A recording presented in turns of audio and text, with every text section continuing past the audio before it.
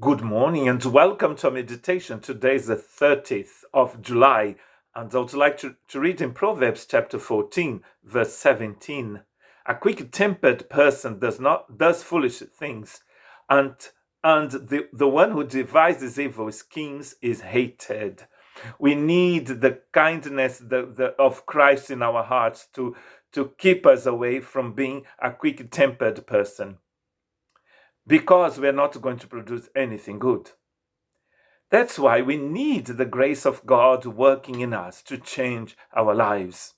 Peter, when he writes on his second letter, chapter 2, verse 12, he's got some very hard words to some people who came to the churches, and they were announcing a different gospel. They were announcing things that were not from God, and they were like these people this person in Proverbs 14:17. And Peter says, these people blaspheme in matters they do not understand. They are like unreasoning animals, creatures of instinct, born only to be caught and destroyed, and like animals, they too will perish. You see, we're not talking about a person here who is filled with God's Spirit, who is filled with God's love, but it's a person who is filled with hatred, and that will only destroy the person herself. Because when we are like that, we do foolish things. That's why we need the justice of God, this way of walking that is perfect, that we learn from Christ, we get it from Christ. It is a present, a gift of God's grace. A fool's mouth lashes out with pride, but the lips of a wise protect them. We have meditated on this text of Proverbs 14 verse 3, and it says that we are going to use our tongue as a weapon against ourselves. By hating people, we are going to destroy ourselves. That's why the Holy Spirit, through Paul in Ephesians chapter 4, verse 31 says, get rid of all bitterness, throw it in the rubbish, throw it away. Get rid of rage, anger, slander, along with every form of malice. Get rid of these things. Of course, when Paul has wrote Ephesians chapter 4, we have chapter 1, 2, and 3 before, when he's going to talk about the resurrection that Christ has done for us and in us. We can be changed by God. Christ in us, says Paul, is the hope of glory. So this anger that we have, that we sometimes have in our heart, we can get rid of it. Not by our own strength, but by trusting in the work of the cross. That's what Paul is saying in Ephesians chapter 2. That God has raised us with Christ for a new life.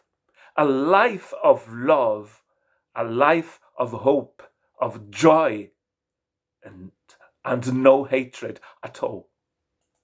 Why? James in James 1, 19, 20 says, my dear brothers and sisters, take note of this. Everyone should be quick to listen, slow to speak, and slow to become angry. Why? Because human anger does not produce the righteousness that God desires. Our anger, your anger, will never produce anything good. And if it's not according to God's righteousness, it's not good at all. Only things that are according to God's righteousness are good. My anger will not produce that at all. Never. That's why we need to get rid of those things.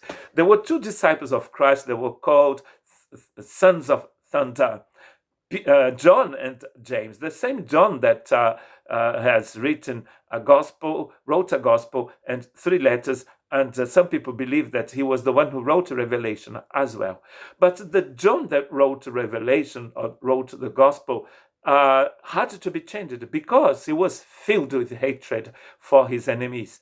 as Luke says in Luke 9:54, when the disciples, James and John, saw this, they asked, Lord, do you want us to call fire down from heaven to destroy them? So they were in Samaria here, and some Samaritans rejected the message of Jesus because Jesus was a Jew.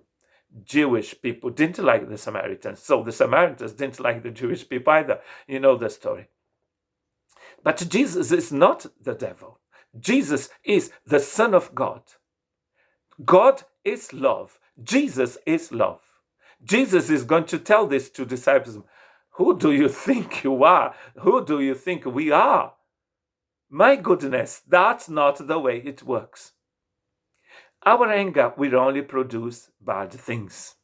So John that was transformed by Jesus says in his first letter, chapter 3, verse 11, for this is the message you heard from the beginning. You should love one another, not ask for fire to burn people, but love them.